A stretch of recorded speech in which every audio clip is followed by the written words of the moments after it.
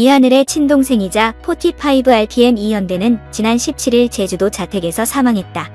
앞서 보도한 것처럼 영탁은 DJ DOC 이하늘을 통해 이현대를 알게 되었고 그들 사이에는 아주 좋은 관계가 있었습니다. 이현대가 갑자기 사망했다는 소식을 들은 영탁은 침착함을 유지할 수 없었습니다. 그는 즉시 이현대 가족에게 애도를 표하기 위해 제주도에 가러 비행기를 즉시 탔습니다. 그러나 최근 이현대의 사망을 둘러싼 논란이 있었습니다. 김창렬은 이에 대해 추모글을 SNS에 게시했고 이하늘이 해당 게시글에 내가 죽인 것이라고 말해 갈등이 수면 위로 올라온 바 있다.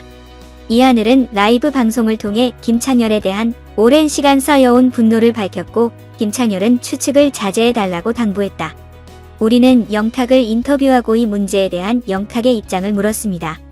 영탁은 이 일이 영탁이 임의로 말할 수 있는 문제가 아니라서 대답을 거부했습니다.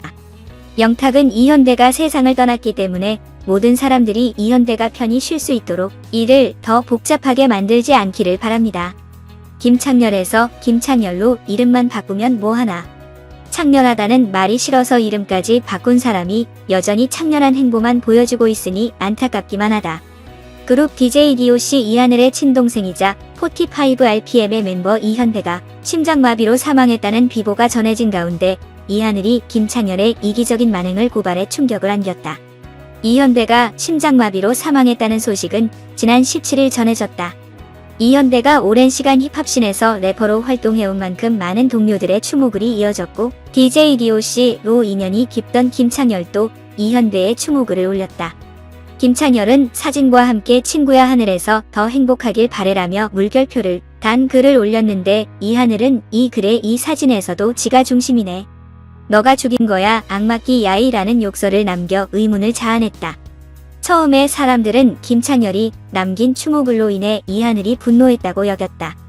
의도가 어떻든 간에 김참열이 추도 문구에 물결을 넣은 것도 본인 중심의 사진도 동생을 잃은 형의 입장에선 충분히 기분 나쁠 만한 일이었기 때문. 하지만 이하늘이 직접 김창렬에게 욕을 한 이유를 밝히며 대중은 충격에 빠졌다.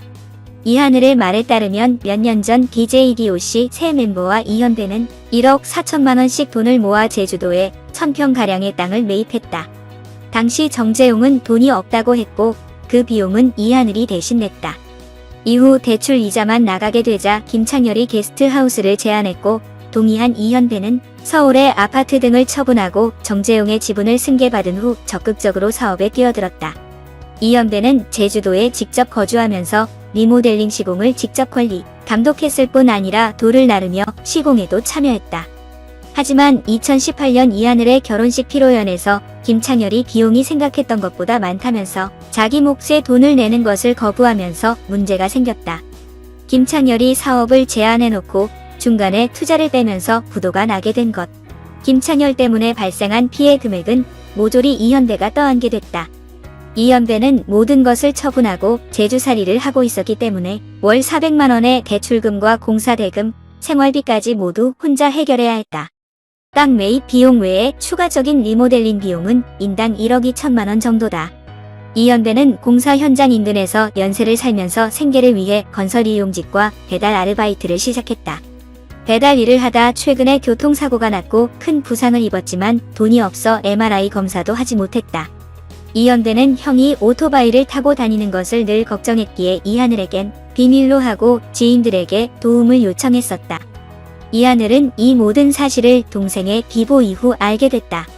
동생의 갑작스러운 사망도 충격인데 동생이 병원도 못 갈 만큼 힘들게 살고 있던 걸 알았던 이하늘은 분노했다. 그 와중에 김창렬의 추모 멘트는 이하늘 마음속에 있던 폭탄을 터뜨렸다. 이하늘은 라이브 방송을 진행하며 이현대를 잃은 슬픔과 김창렬에 대한 분노를 숨기지 않았다.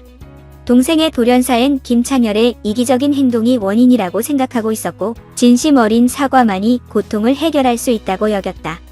이하늘은 나는 이제 갖고 싶은 것도 하고 싶은 것도 없다. 내가 원하는 게 뭐가 있겠냐?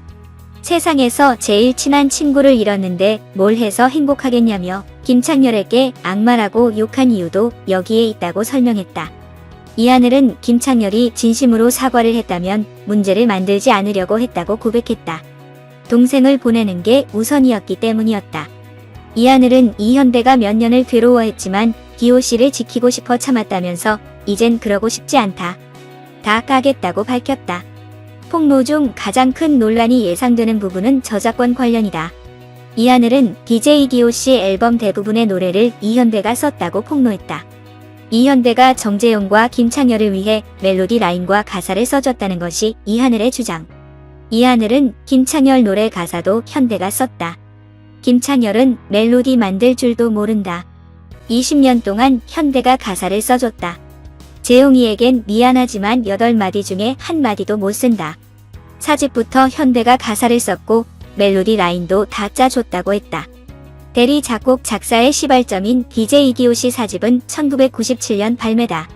이하늘의 주장대로라면 이현배는 24년 동안 DJ 이기호씨의 유령 작곡가로 활동했고 이 과정에서 마땅히 받아야 할 수임료와 저작권료는 받지 못한 게 된다. 또 이하늘은 돈을 벌기 위해 DJ 이기호씨 새 앨범 작업에 박차를 가했지만 김창열이 거부했다고 주장했다.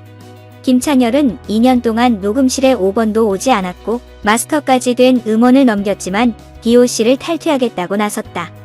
김창열은 현재 배우 전문 소속사인 사이더스 HQ의 대표를 맡고 있다.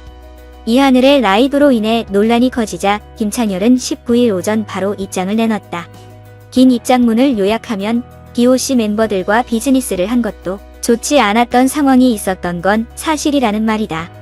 그는 이현배의 비보로 시기가 시기인 만큼 억측과 추측은 자제해달라는 부탁도 덧붙였다. 하지만 이현배와 김창열 사이에 있었던 모든 일은 유가족에서 입에서 나온 오피셜. 억측도 추측도 아니라는 말이다. 그리고 혼란스럽고 애통한 시기인 만큼 억측과 추측은 자제해 주시길 정중히 부탁드린다는 입장문은 김창열이 아니라 이하늘이 내야 하는 입장이다. 그러나 이하늘은 동생을 위해 그간 있었던 모든 일을 폭로하기로 결심했다. 이하늘이 직접 입을 연 이상 김창열의 진심 어린 사과 외 다른 말은 필요 없어 보인다.